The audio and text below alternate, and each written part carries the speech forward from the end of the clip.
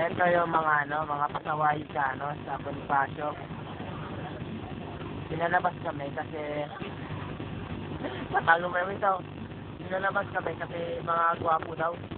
Nakakatang ng mga babae kaya hindi na mapag-concentrate kaya pinalabas kami.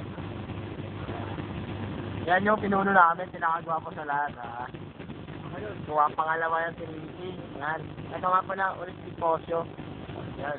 Si Ricky. Yan si Emil. So si Tonggalia. Tapos yung sa likod niya, si Paul. Ay, yung walang walang kaibigan. Mali yan, correct pa.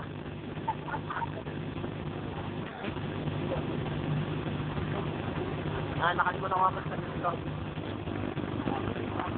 Nakapo. Joke lang yung kanina, joke lang. Oh, yan, mga wanted sa Saudi. Pogi. Karesma, kaway ka naman dito. Kaway, boy ka ba naman dito? May mga sagot na kayo, pare ko.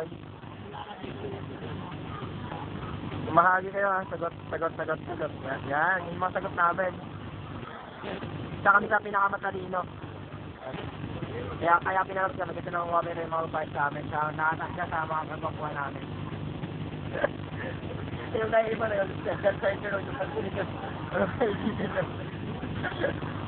The end.